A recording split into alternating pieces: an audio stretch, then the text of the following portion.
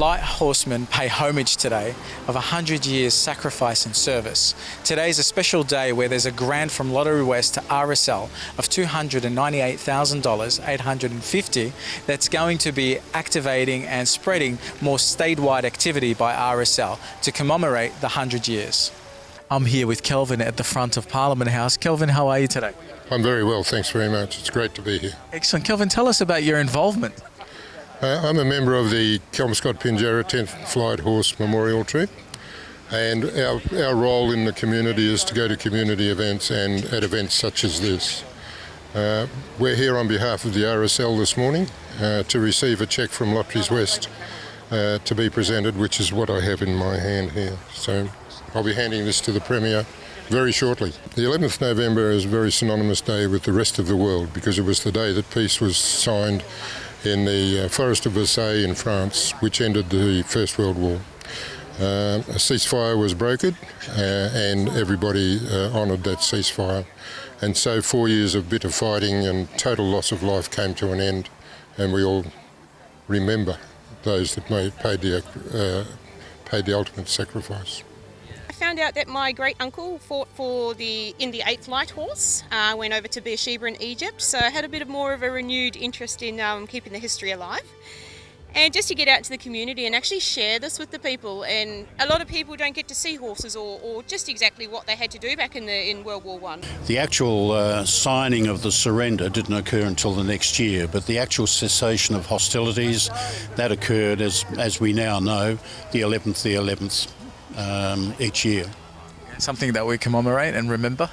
It is, but when you look through the commemorations, we've just gone through the period of the centenary of Anzac. It's been all about commemorating battles and the actual conflict. The commemoration of armistice really comes down to the community celebration that the hostilities are over. So we're now actually taking it away from the battle side of it and to the communities and their relief that the war was finally over. Wonderful. And what would a grant such as this 300 grand mean to the RSL? Well, it means that each of our sub-branches that are putting on commemorations and celebrations, for that matter, on the 11th of November, will have the basic funding to allow them to go ahead and do that. But I must say it's also in conjunction with the various local councils and organisations in their local communities. This is an opportunity for the state of Western Australia to support the RSL in their work and their program to commemorate and, in this case, celebrate the centenary, the 100 years of the end of the First World War, the centenary of armistice, as they call it.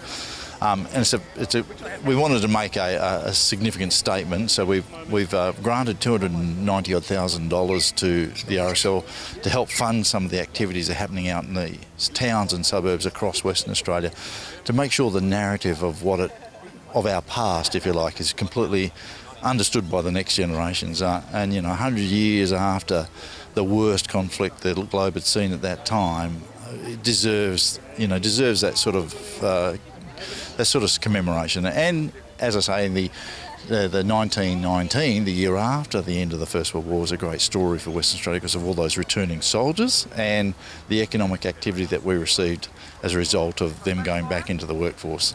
It's a decent grant and it's a wonderful occasion to be here today in front of Parliament House. What would the government like to see this grant go towards for the RSL? We're really clear. We want to spread the word as far and as wide as we can to the next generation of Western Australians about the sacrifice of those that went before them. And so as a result of that, the sub-branches of the RSL, the local, have all applied through their own, the RSL in Western Australia for access to a grant to help defray some of the costs of actually doing that work. So some are going into primary schools and talking about the lived experience of a particular veteran through the whole war. Some are doing like the central activities, like a major picnic that's happening at Government House, those sorts of things. That's where it's going. It's not just the government money that's been put into this. The RSL themselves fund a significant amount from their own resources. So, and not to mention the countless hours of the volunteers of the RSL, the veterans themselves that go out and do this sort of work. So it's a fantastic opportunity to do that. I'm Bass Tadros for Undercurrent.